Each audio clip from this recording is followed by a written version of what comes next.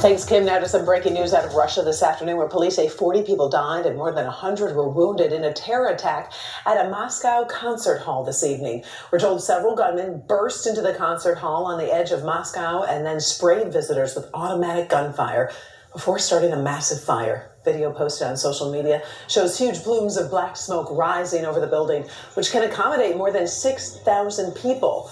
As of right now, no one has claimed responsibility for that attack. Men have been charged in connection with Friday's attack on a concert venue just outside Moscow. Authorities now say at least 137 people died after 4 gunmen fired at concertgoers before setting the building on fire. Well, today was declared a national day of mourning for the victims. The Islamic State group has released graphic footage which appears to back up its claim of responsibility. But Vladimir Putin has suggested Ukraine was involved. Here's our Russia editor, Steve Rosenberg.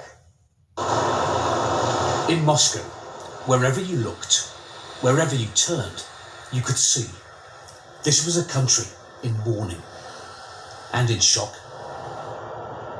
Across Russia, flags flew at half-mast for the victims of the concert hall massacre. And at the scene of Friday's attack, Crocus City Hall, the queues grew longer and longer. The National Day of Mourning experienced most acutely here. There was an outpouring of sympathy, a mountain of tributes to the dead. As well as leaving flowers and candles, people have also been bringing soft toys and sweets, because amongst the dead, there were children. They've also been leaving messages.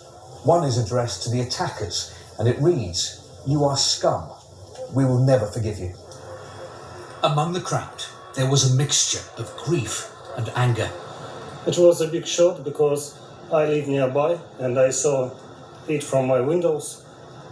It's horrific and a big tragedy. Such a terrible loss, says Natalia. I'll never forgive or forget.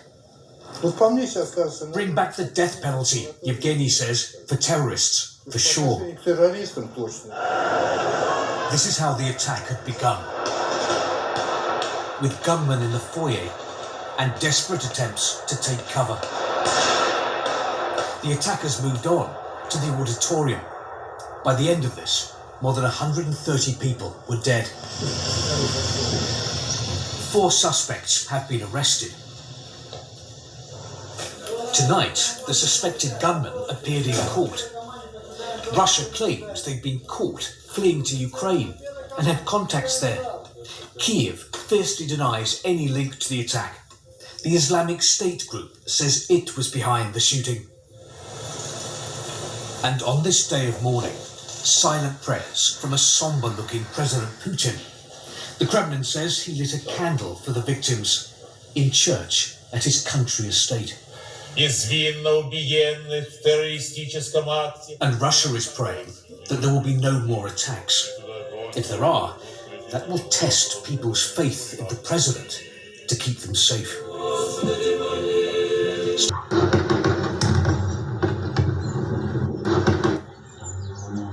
All right, folks, we've got breaking news. Russia is under attack.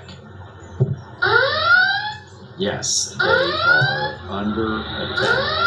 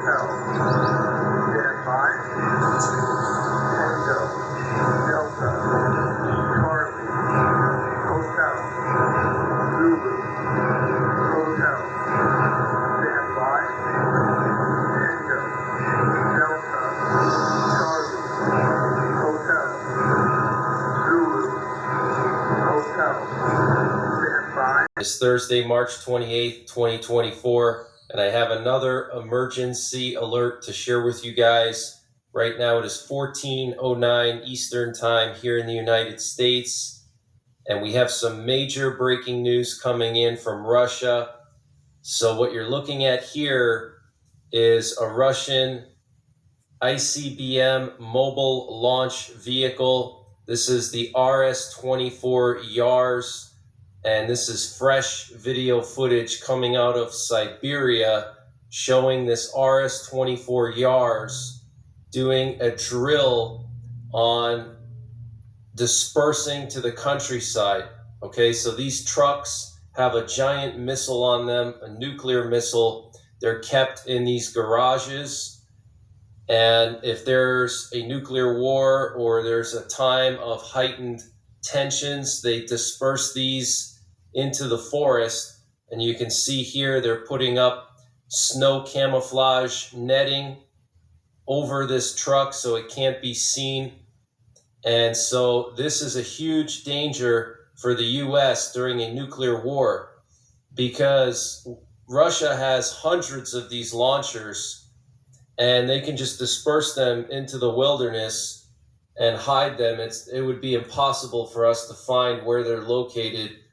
So I find the timing very interesting that they would suddenly decide to do an exercise like this. This was in Irkutsk. Okay, now we also have some major breaking news about the concert hall attack in Moscow. So apparently today Russia has proven the connection between the Moscow terrorists and Ukrainian nationalists. Russia's investigative committee into the concert hall attack says it has uncovered evidence that the gunmen who killed more than 140 people in an attack on a concert hall last week are linked to Ukrainian nationalists.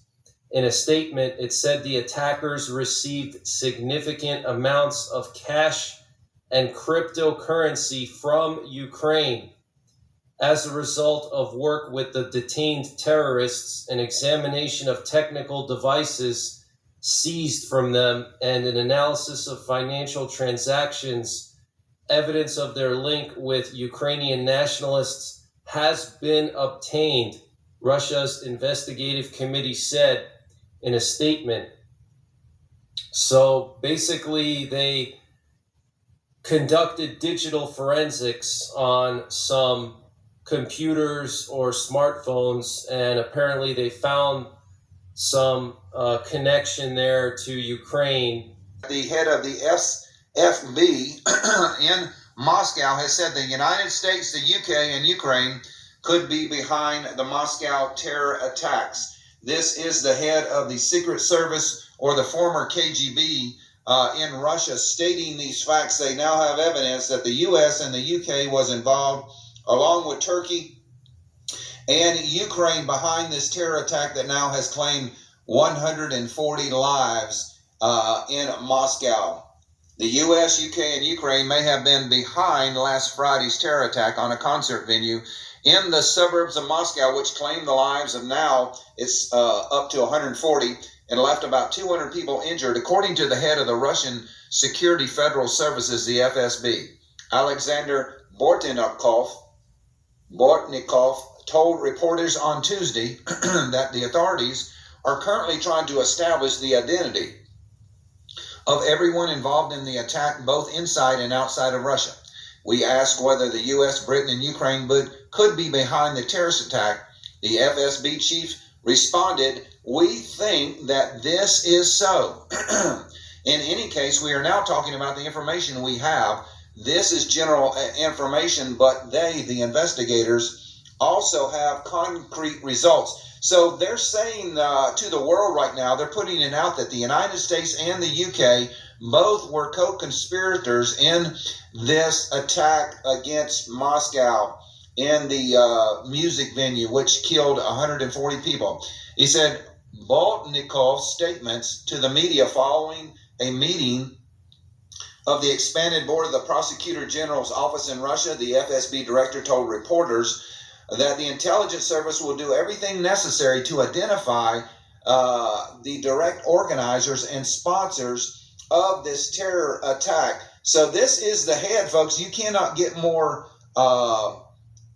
in your face than the head of the Russian intelligence service, the former KGB, is stating before the world they have evidence, concrete evidence, that the U.S. and the UK were responsible because the SBU, which is the Ukrainian Secret Service, they are an offshoot of the CIA, folks. Nothing happens in Ukraine without the United States knowing about it. So this is just one article claiming that United States had a part in it. Initial information from the Crocus City Hall attack suspects prove Ukrainian link. This is from another. And we have some major breaking news coming in from Belarus. So the president of Belarus inspected his army in the Ashmiany area, which is just 10 miles from the Lithuanian border. And this is where they recently moved an entire mechanized brigade and put that brigade on wartime status and drafted 5,000 new troops for that brigade. And I've been reporting on that the last 2 weeks, and so has KLW World News inventor Lee Wilbarger. And now the president of Belarus visits that brigade and said to the commander that they will have to fight against the Baltic states and conquer a part of Poland in order to create a land bridge between Belarus and Russian Kaliningrad. Okay, so this is huge, guys. Belarus is getting ready to invade Lithuania and Poland, and this happened yesterday. And also yesterday, the president of Belarus said that the situation along their northwestern border with Latvia and Lithuania is very difficult. So guys, it's coming. I think it's going to come this spring. As soon as the ground dries up, I think we're going to see Belarus, along with Russian forces, invade Lithuania and Poland to try to make a land bridge to Kaliningrad, or at the very least, open up another front for NATO, maybe make a small incursion into Lithuania. But this is very, very serious, and I have some video of that interaction that the president of Belarus had with the local commander there, where they were talking about fighting against the Baltic states and conquering a part of Poland to make a land bridge. And that Russia is now calling up another 130,000 conscripts. This actually happened last fall, but they are now bringing them into the military for the final assault force that will probably be used to face NATO in the coming months and years. Russia has increased their military to 1.3 million soldiers, plus 2 million reserve soldiers. So Putin is assembling his Armageddon army, folks, and this is just the latest news from TASS, Russian news agency. Russia called up 130,000 new conscripts in last fall's army draft, general staff. So all of these troops now have been transported to their barracks. So let's go ahead and read the article. This is from today, March the 29th, 2024. Russia called up 130,000 conscripts in its army draft last fall. Deputy head of the Russian General Staff's main organizational and mobilization department, Vladimir Talinsky, said on Friday. So this is today. The objective set by a Russian presidential decree was accomplished on time and in full. A total of 130,000 conscripts. On this March the 27th, 2024, it looks like a Russian Iskander missile destroyed an underground command center in Shavis Yar, and a Polish general was killed, a very, very important Polish general. And we're going to read you this story now. We've been talking about this for a long time, that NATO and NATO officers have been active in Ukraine for over 2 years. And this is just the latest major event that happened. This man right here, he was a brigadier general. So let's go ahead and read this. Russian Iskander ballistic missile struck a major command center in Shavas Yar, killing dozens of Ukrainian officers, including, Russian sources say, a Polish general. The Russians say that the general was Adam Marcik, who, according to Polish media, died suddenly of natural causes while off duty. Said the announcement of his death was made by the Polish general staff. Marcik was very high in the hierarchy of the Polish army. The Ukrainian headquarters, where the Polish general was allegedly killed, was underground and consisted of 6 different levels. So that's at least 60 feet underground. After the complete clearing of Ivansti and these other names I cannot pronounce, the Ukrainians seem to be abandoning their defensive positions in the front of Shavas Yar after the missile strike. They do not appear capable of putting up any significant resistance to keep the city under their control.